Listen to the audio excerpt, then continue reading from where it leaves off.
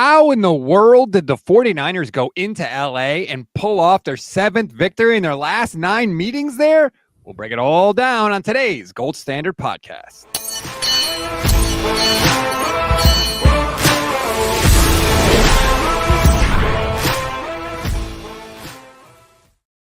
What is good, everybody? Welcome to another Gold Standard Podcast, part of the Pro Football Insiders. I'm Rob Stats Guerrero. She's Michelle Madjup. What is up, Michelle? Last night was crazy. Insane. Are you also wearing your Victory Monday shirt? Oh, yeah. Oh, yeah. Love it. That's how we roll. I don't care if it's not Monday. It's a victory celebratory show. 100%. I mean, we all thought they were going to get murdered last night, right? We thought they were going to get smashed. I think a lot of us were saying it just to kind of protect our hearts, going into this game. There was the other team, the Rams, should have destroyed them, right? So we're kind of trying to protect our heart, saying we know what's going to happen. But we always had a little bit of hope in us, at least I did, that they could show up and shock us. And that's exactly what they did. Look, you always hope they're going to win. I'm just trying to look at things objective. I was wrong. I ate a big bag of it last night on the Instant Reaction show. Jason Aponte crashed the show and was taunting me because he basically predicted exactly what was going to happen on Tuesday. I was wrong. I fully admit it. Never been happier to be wrong. Shout out to Sam, new YouTube channel member. Thank you very much, Sam. If you want to become one, it's less than $3 a month. You can do it right from your phone now, which is awesome because you couldn't do it before.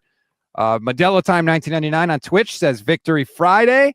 Game Plan says Mimosa Michelle and Stats is my favorite show of the week. Well, you're going to be disappointed, Game Plan, because she's not Mimosa Michelle this week. I'm a White Claw Michelle this week. You're a White Claw woman this week. And by the way, happy birthday, Michelle. Yesterday was your birthday. Thank you. Yes, it was a long night. I'm feeling it today, but I'm going to just try to relax and, take it slow today.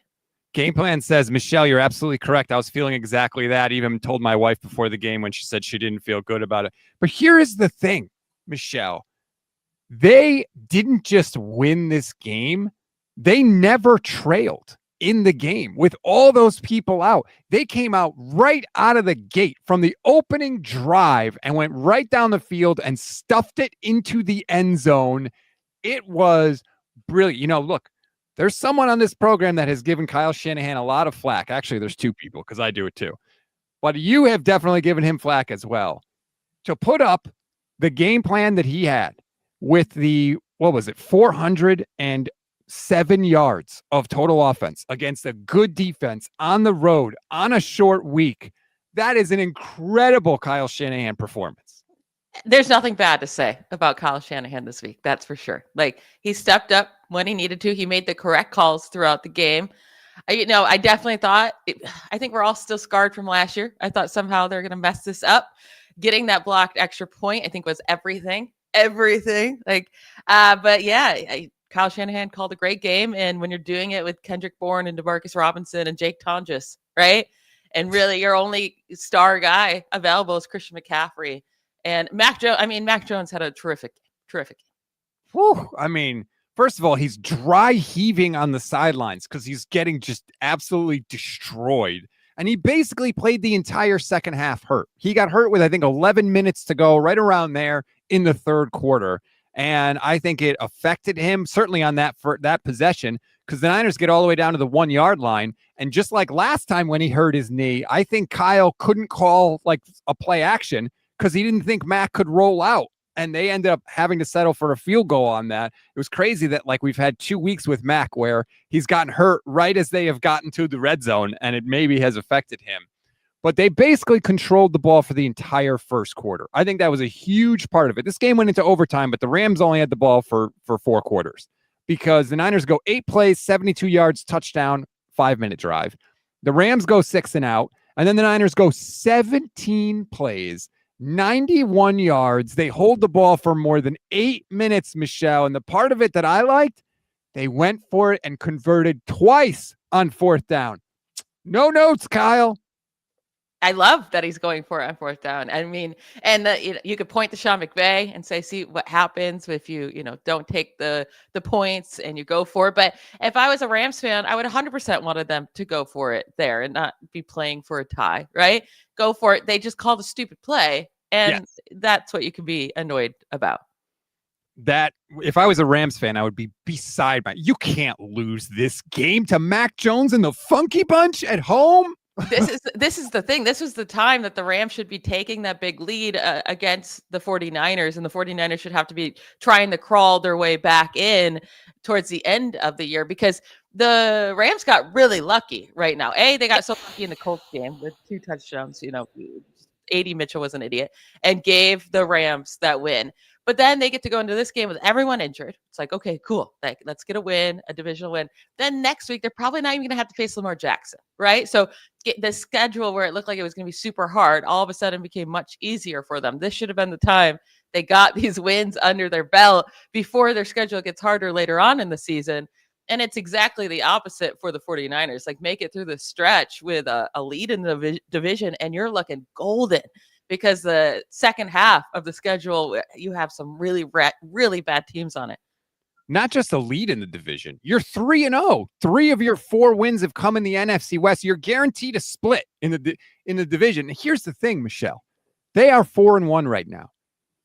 If they have 12 games left, if they just go 500 the rest of the way, that's 10 wins. That's playoffs. Like, period. They're getting in. If they only play 500 against this schedule, they are going to get into the playoffs. That's how big this win was. It was massive on so many levels. Yeah, and you're saying you only need 5 wins, right? Or no, 500.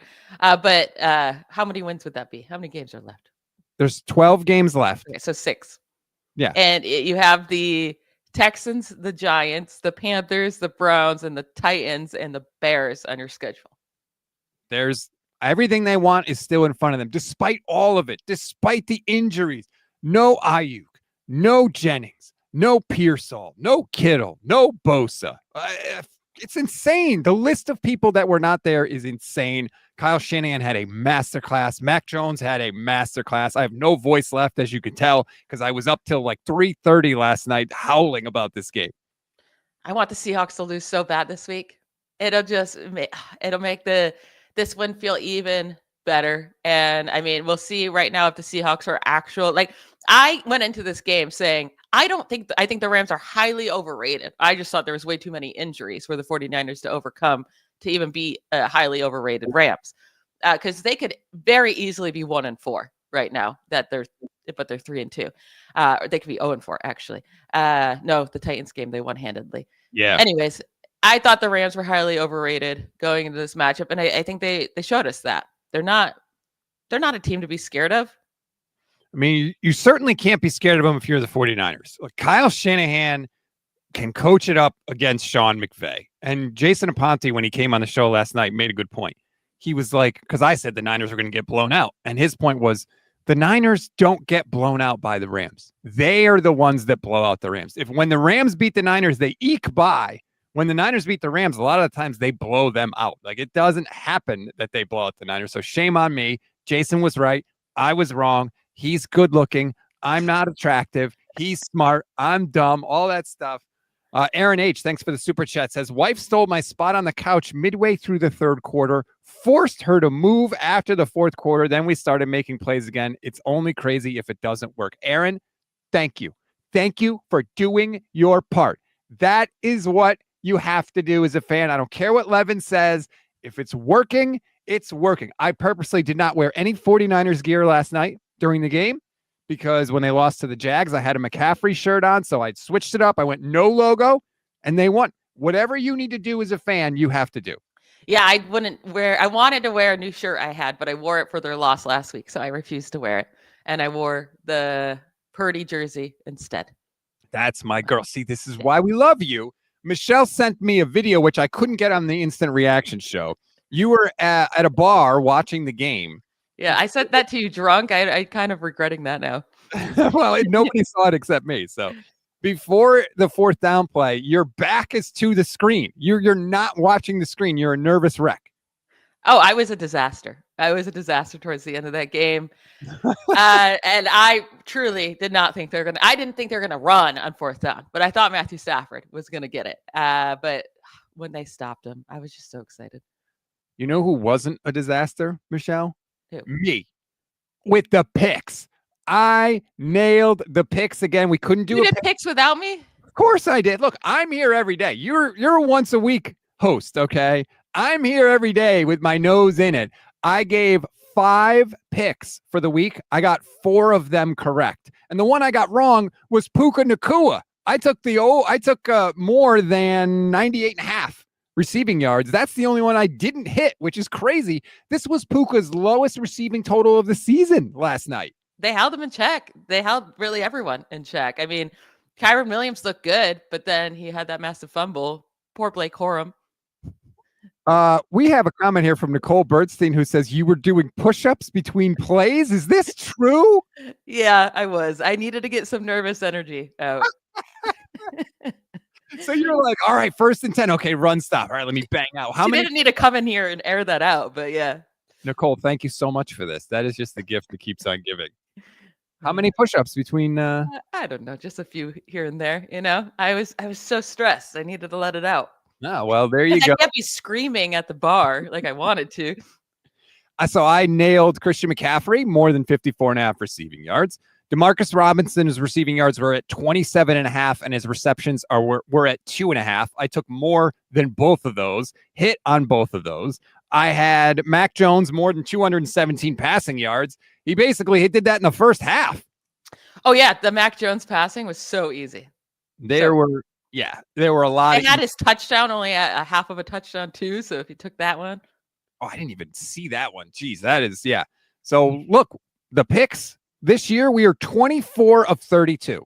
That is 75% on the hit rate for the picks. I'm just telling you, when we give picks, you should listen to what we have to say. And what we have to say is you should make your picks with Sleeper, because if you get them right, and again, we're at a 75% clip, you could win up to 1,000 times your money. We just pick on stats like touchdowns, receiving yards, passing yards, things like that.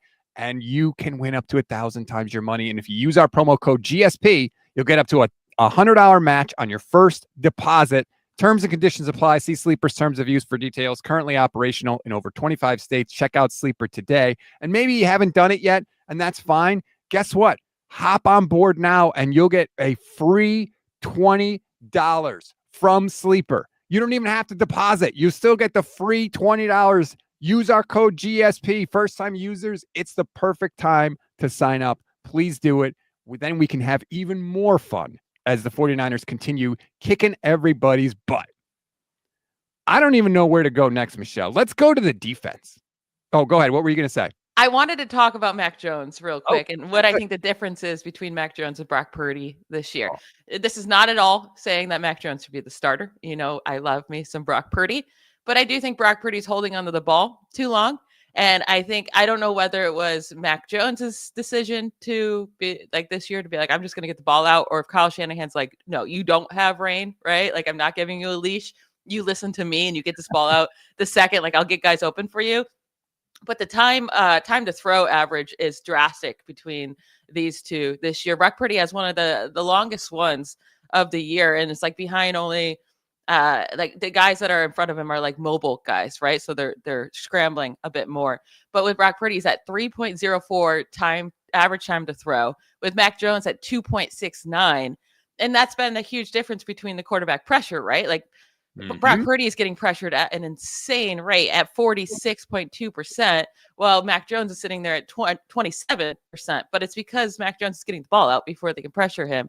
It's not like the offensive line is playing different with Brock Purdy versus Mac Jones.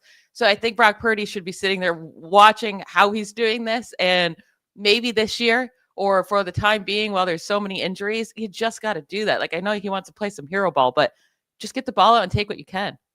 That is definitely the biggest difference. Mac is getting the ball out of his hands on time and throwing it on target.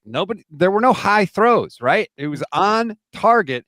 And especially if you're going to live in the middle of the field, you cannot be throwing high. And the thing that we were so impressed with Brock Purdy, the thing why I thought he was a great fit, was because he was doing that. He was doing the on-schedule stuff, right? Which is clearly can work. Obviously, the 49ers just put up 400 yards against the Rams. But Brock was also able to do the things outside the system when Kyle's play calls weren't working. When there was a breakdown, he could scramble. He could do all that stuff. Well, now Brock is not doing that, right? He's not delivering it on target and on time. And that you got to do that first First and foremost, that's your job in this offense, and Mac Jones proved it. And this was just a character win. You could tell how much they respected him, how much respect he earned in that locker room. I mean, he's like getting carried off the field. They're adjusting the brace. It was ridiculous last night. So who do you think is the quarterback in week 6? Well, Brock had a setback with the toe, apparently. Yeah. That he could be week to week, Kyle Shanahan said. I think it's a situation where the Niners could get off easy, right?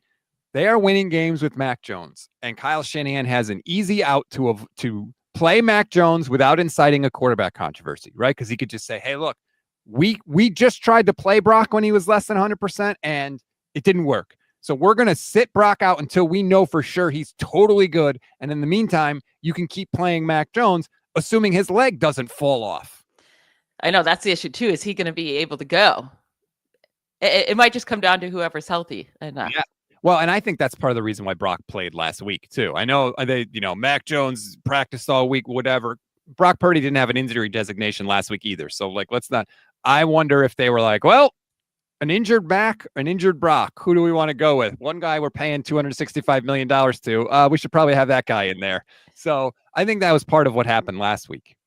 Yeah, and I'm sure a big part about this is going to be who's available enough, because I don't think they're going to want to go to Martinez. That's it, right? I always forget his name. Who's the third?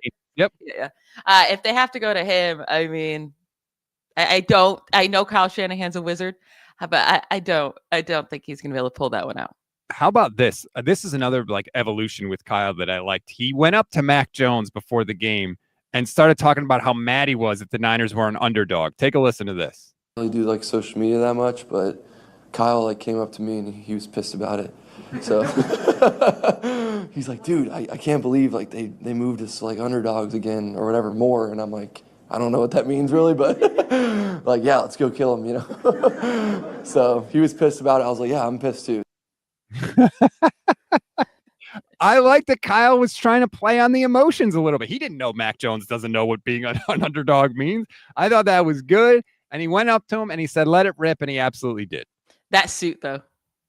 Yeah, he looks like Two-Face he looks like Tommy Lee Jones from the old Batman movies back in the day. Yeah, it's a choice. It's a choice, but he's a cutie. He has a good personality. I feel like he can definitely fit in with that locker room.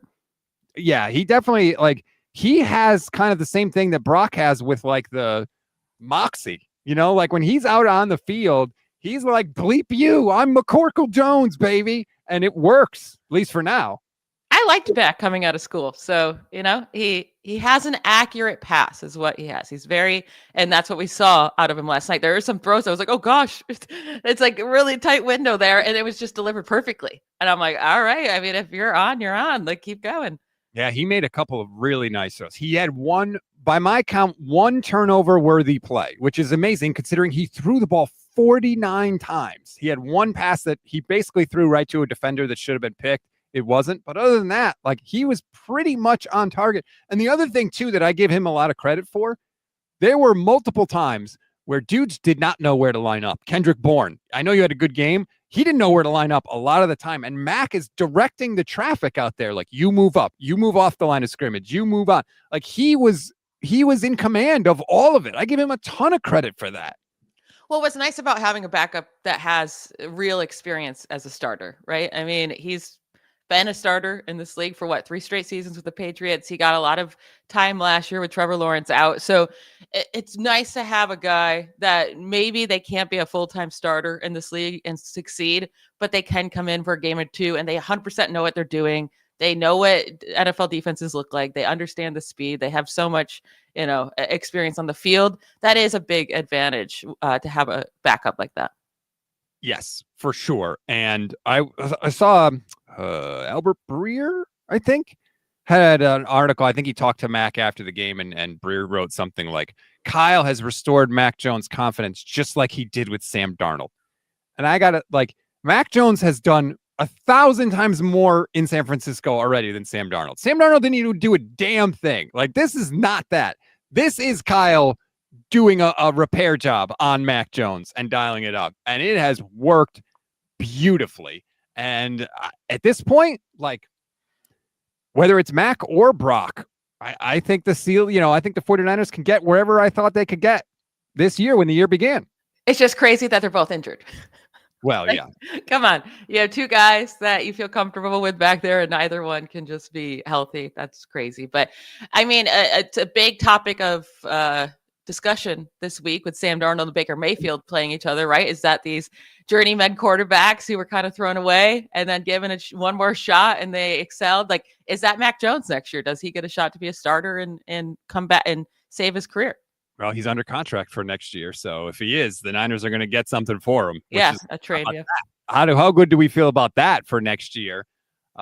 Maybe he doesn't play anymore. Maybe you just leave this game sitting there and you can get a nice little trade offer before he ruins his trade value. Did you see there was a clip of, I think it was Baker was asked, do you and Sam Darnold ever talk about the good old days? And he was like, what are you talking about? They were like, with the Panthers. And he just went, no. I love that. Let's take a listen to Kyle Shanahan after the game. Enough about the guys. They were unbelievable. We talked how long this game was going to be, how focused we had to be, how competitive we had to be for the entire time, and started out great. But, it was a good team. They tightened it up, got real tight at the end, lost a number of dudes who we had to overcome, losing 2 D linemen in that game, and the D line still stepping it up big. Alfred getting that strip at the end. It was a huge character win. We've been in tight ones how many have we had? All 5 of them. Had a chance to pull out last week. We didn't, but pulled this one out and can't be more proud of the guy.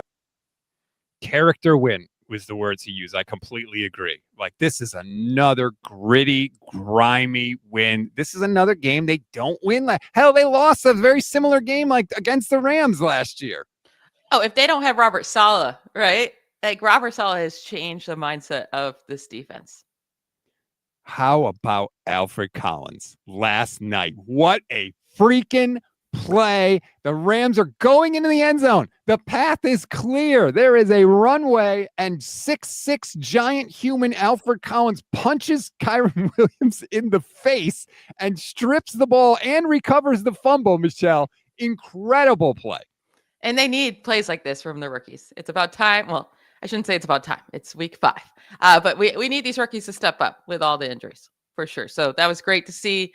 Michael Williams, I know you were excited about his run defense, but the pass rush is still not there.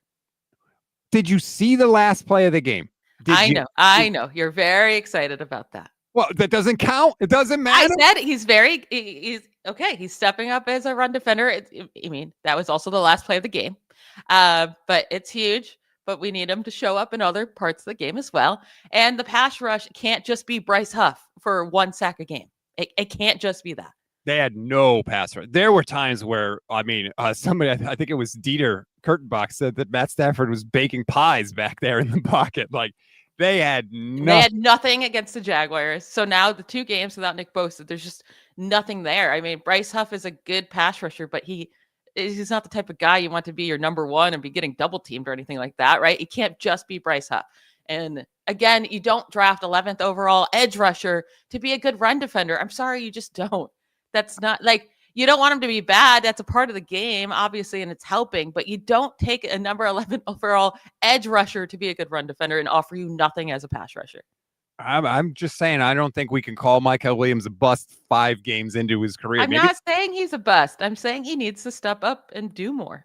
Maybe the pass rush will come next year, man. But it wasn't there in college. So I always say, what's going to make a player change from college to the NFL? It only gets harder. So how is he going to get better at instantly at something magically?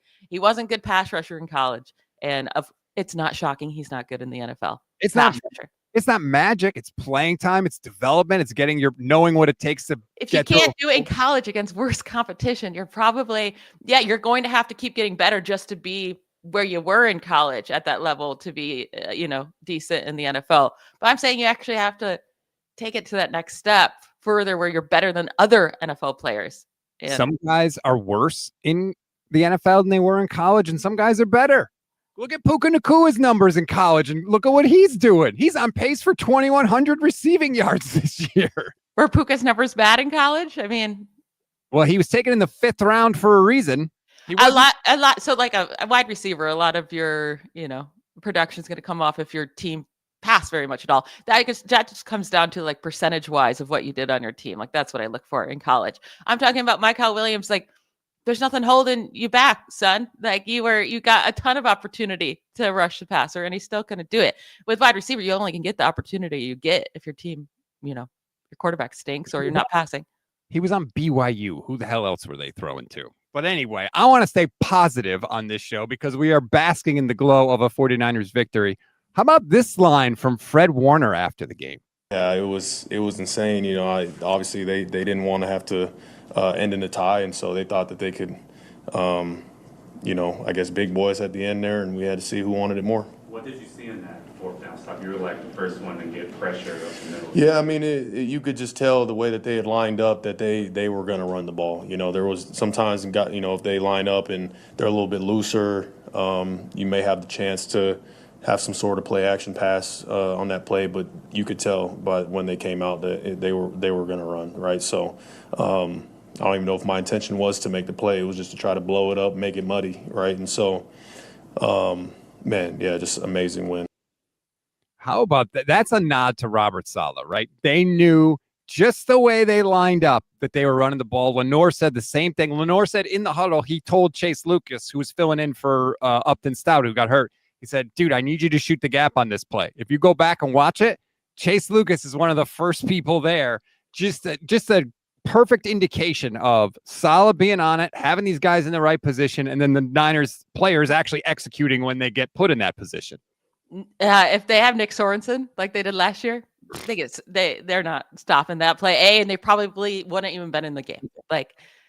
This Robert Saleh hire was massive this year. He's doing exactly what we hoped he would do, and he probably will get another job offer quicker, sooner rather than later, which is also something we were worried about, but we'll worry about that in the offseason. What we said was if he gets another job offer, that means things have gone well, right? Like that is the best possible outcome. Here is a replay. There's Lenore crashing in, and Siegel came in like a freaking rocket too. He struggled in coverage, but oh man, against the run, he can trigger. Michael Williams pushing the pocket. Alfred Collins there as well. Lenore. I just love that it wasn't even close, so we didn't have to sweat out a measurement or weight or anything. It was instantly you knew he did not get that first down. It felt so good. How about Al Michaels? Could you have a worse game? What a disaster. He butchered that call. Oh, the ball is out. When did it come out? Al, it's fourth down. It doesn't matter when it came. It butchered the call. He was getting people's names wrong. He didn't understand that a roughing the passer penalty gets tacked on to the end of the play, so you get an additional 15-yard. Maybe not have an 80-year-old dude calling play-by-play on Thursday Night Football. I'm just throwing it out there. He was so confused. He's like, well, they have it at the 40-yard line. They have it, or whatever it was, 41-yard line. Yeah. And he kept repeating it. He's like, oh, okay, they just tacked it on from the end. He didn't do his best. I like this comment from Brian Dennis because I think it's true. The Niners have made more short yardage stops this season than the last 2 years combined. Dare I say they're good at it? It was a definite problem last year. They don't do it every time this year, obviously, but they have done it repeatedly this year. It is so refreshing to see. And like Kyle said, they lost Kalia Davis. He broke his hand, and they lost Yetur Gross-Matos, and they were already thin on the defensive line, and they still did it in the big moments last night. And it makes it even crazier for Sean McVay to call up a run play, right? Yes. Because what we were just talking about, that the team has no pass rush, right? They weren't able to get to Stafford. Stafford was going to have time back there on fourth down. He could call up a good play, get a guy open. He's going to have time. And it is wild they ran the ball. That's a terrible play call. I was stunned that they took the ball out of Matt Stafford's hands. He was absolutely cooking. And look, afterwards, he did the thing. McVay took full blame. Stafford was like, I totally support the call. But here's the weird part of it, right? It's 3rd and 6. The Rams get 5 yards. Then they come out and they're not going to kick the field goal, which I understood. And then Kyle calls timeout. And you're like, all right, Kyle wanted to see. And then the Rams get up to the line of scrimmage and they try to draw the Niners off sides. It doesn't work. Then the Rams call timeout. And then Sean McVay dialed up that call. You had plenty of time to think. Sean McVay really thought in that moment, he looked at his play sheet and was like, yeah, the best thing we can do is take the ball out of our potential Hall of Fame quarterback's hands and give it to our running back, even though the Niners have actually been stuffing us in short yardage. And we're going to run right at their first and second round draft pick also. Like, okay, dude, he did Kyle Shanahan a big favor in that spot. Oh, yeah. I mean, I would have been so mad as you should have never been in that situation, right? Like, you should have never been in overtime against a team that has no healthy people. So you're already mad enough as a fan, and then for them to blow it like that, because it did look like they were going to come back and pull it out, but they didn't. Womp womp. Copywriter says, first live with Michelle, sending love to the whole Gold Standard team from Germany. Great win by the 49ers, full of hope right now. You should be. I said it earlier. You've got 4 wins now. If you go 500 the rest of the way in the 12 remaining games, if you go 6-6, that's 10 wins, and that's you going to the playoffs. If you just play 500. So that has to be the most encouraging thing. This is such a huge difference between 4-1 and 3-2. It's way more than one game. Way more. And the fact that it's 3-0 in the division, now 4-0 in the conference, right? Yep. Their one loss being against an AFC team. That's the game. If we looked at the schedule, that's the game we'd pick for them to lose if they had to lose one so far. So perfect. Now, next week, it's going to be a hard one, and players are still going to be banged up. Like, I know they get 10 days now, but again, it doesn't look like maybe Purdy will be ready for it. Mac Jones is banged up. Hopefully Pearsall can be ready. Hopefully Jennings can. Hopefully Kittle comes back from IR and is ready to go. But they could still be super banged up. So they, that game's not going to be easy against the Buccaneers. No, it's going to be very difficult. Now, the Buccaneers got their own problems. Mm-hmm. Baker Mayfield missed the practice this week with injury. Bucky Irving might not be able to go next week because he's going to be out this week, and I was reading he might miss next week. Mike Evans might not be there for Tampa Bay, so they got a lot of injury problems as well. And on defense, they have a ton of injury problems. So yeah, that's obviously good. Now I hope they get it together this week because they're playing Seattle. Like, if Seattle loses to Tampa Bay, how massive would that be? Because then in the NFC West, I mean, you're already leading because you're the 49ers and you haven't lost, but then Seattle would be 3-2. The Rams are already 3-2. Even if the Cardinals win, they're only going to be 3-2. They're playing the Titans, so they probably will. But I mean, if the Bucks can do us a favor and knock off Seattle, then we will really be sitting pretty. So pretty. Yeah, we're big Buccaneers fans this week. I love the Buccaneers because I love Baker, so I'm always a big Buccaneers fan. I did think of you, Michelle, because you were supposed to be at this game. Can you imagine if you were in the building for that? I don't know if I could have handled it because I could barely handle watching it at a bar. So I don't know if I would have been able to survive that game. It's so funny because I was like, oh, thank goodness, I'm not going to this game right beforehand because it's like they're going to get stomped on. I wouldn't get to watch any of my favorite players. Like, they're not playing. And then it turns out it would have been one of the best games to ever get to be at. That would have been so much fun. But yeah, again, I don't think my heart could have handled it. I was thinking about this in the shower because that's where I do all my best thinking. Mm-hmm. I said it last night on the show, and I wanted to try and make a list. This is a top 5 regular season win for Kyle Shanahan. It is one of the most incredible wins. I was going back in my head. I'm thinking the finale against the Seahawks to clinch the division and the number 1 seed in 2019. That's definitely one of the best Kyle regular season wins. The 2019 game against the Saints, where George Kittle catches the ball on 4th down and he goes absolutely nuts and they win that game.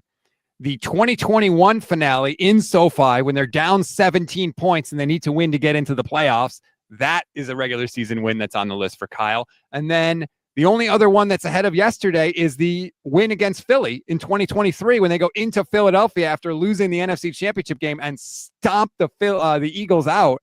That's it. Those are the only 4 regular season games that I can think of that are better than this win we just experienced. That's definitely the one I was about to bring up if you didn't hit on it, that Eagles, because just how they dominated them too, right? It wasn't a close win or anything. They just, they beat them up. So yeah, it was a really, really impressive win last night that most people did not think was going to happen. And I listen, sometimes being the underdog, it does just get the team more hyped up and more ready and more like, what are you talking? Like, just when they're given no shot, it really does seem like teams take that and run with it and be like, you know what, screw you guys, we'll show you. Us against the world. Fred Warner said it when he was hyping up the team before the game. I heard him in the pregame speech, the part of it that they could actually air because it wasn't full of swears. I think he did say us against the world. that mentality can work. I don't know how many weeks it can work, but it certainly did yesterday. And this is the other interesting part of it. Leon Sandcastle comments. If the Titans lose Sunday to the Cardinals, they'll officially be in fire sale mode. Lynch needs to make a call for Mr. Jeffrey Simmons. Does this win, Michelle, make it more likely that Lynch makes a move for an edge rusher, for a D lineman, for somebody? They definitely should be making a move for edge rusher. Like, they just don't have the personnel right now without Nick Bosa. Like, they should be making a move. Now, don't like go use your first round pick or anything like that. But once teams start to lose, like the Titans, really bad, like they'll be selling guys that it's not going to be too expensive. So they should at least go shopping. I'm sure they're going to go shopping because, first of all, it costs you nothing. And the Niners have demonstrated the fact that they're going to go shopping. I mean, that's how Christian McCaffrey got on the team. McCaffrey was just on Kittle's podcast this week and said he thought he was getting traded to the Rams, which is like the fact that they were able to pull that rabbit out of their hat. Can we talk about McCaffrey? 22 carries for 57 yards. That's less than 3 yards a carry. 8 catches, 82 yards, and a touchdown. You know, Kyle keeps saying, I don't care how we score as long as we score. McCaffrey keeps saying, you know, we'll try to get it figured out, but as long as we win. I mean, if he keeps doing this as a receiver, do you care that he's not as effective as a runner? No, I really don't, because his like the way they utilize him, that's like running, right? Getting those short little quick things, even if it's 4 or 5 yards, and he's the most efficient pass catcher as a running back anyways.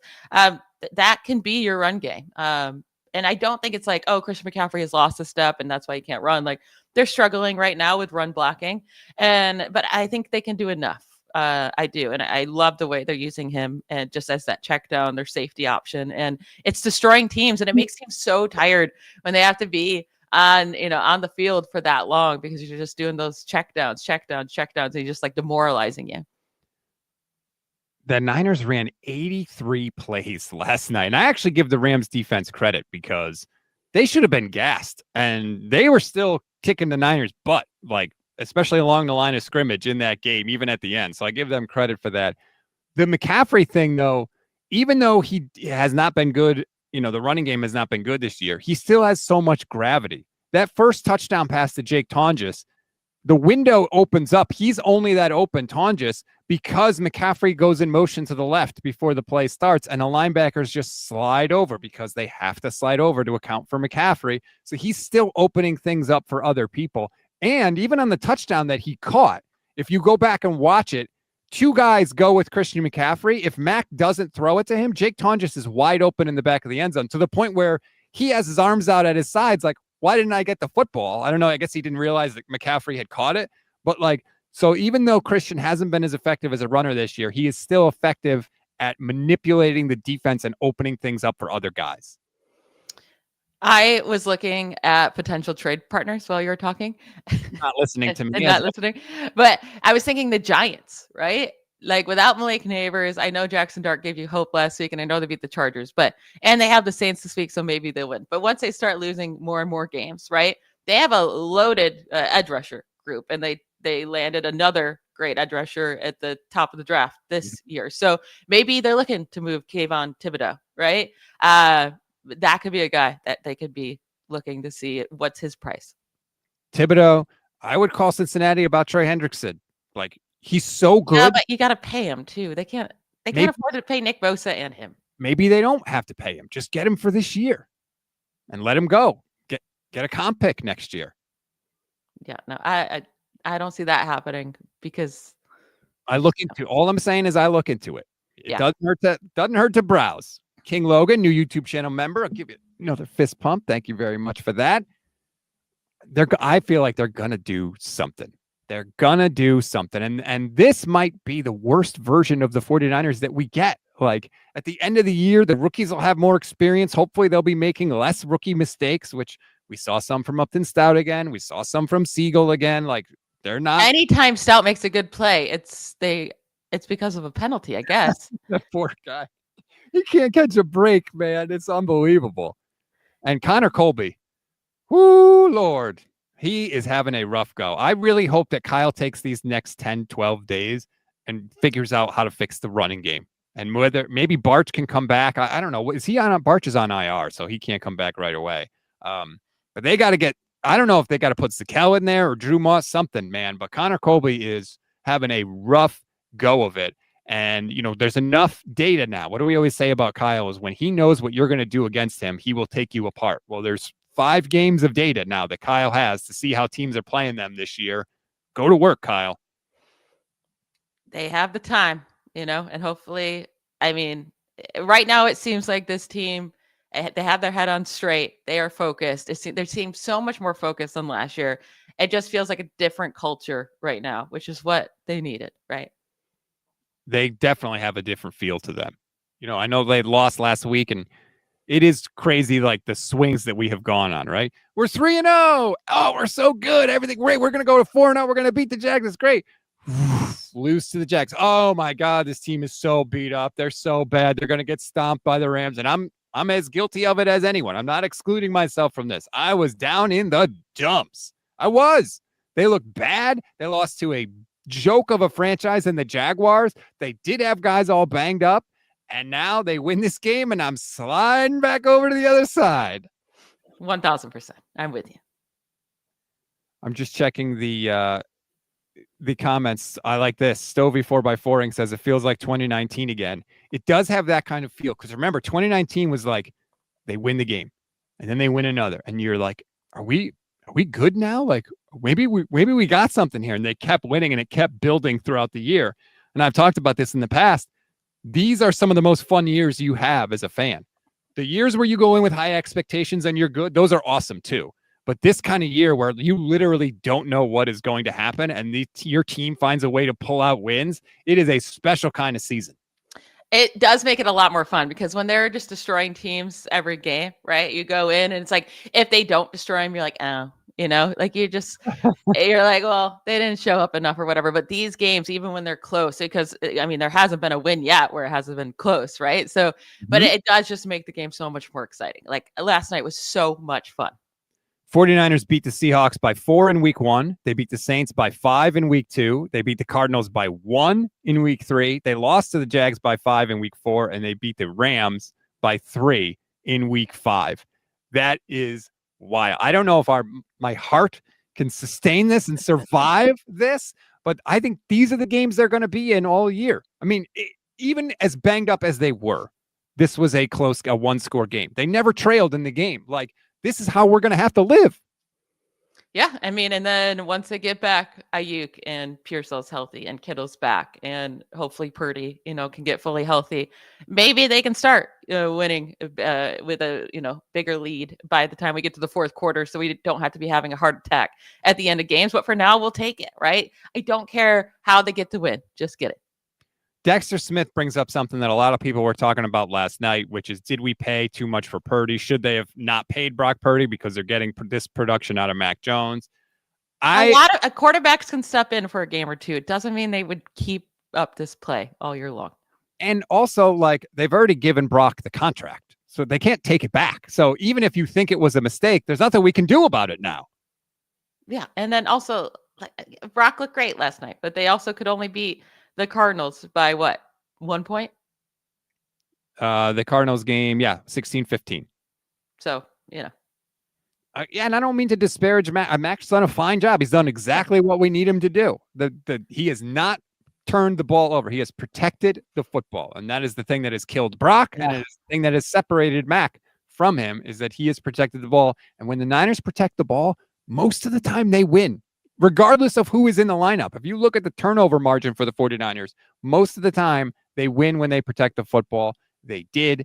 They won. They are 4-1. You're drinking a White Claw. I'm celebrating. I'm going to celebrate with a round of golf today. That's what I'm going to do. Sneak one last one in. If we can't be happy on days like today, and now we just get to sit back on Sunday, Michelle, and just watch the games like fans. Yeah, I don't even have a Steelers game to worry about. No stress. Yeah, no stress. I'll be watching that Seahawks Bucks game in the throwback jerseys too. That's going to be nice with the creamsicle and then the old school Seahawks jerseys.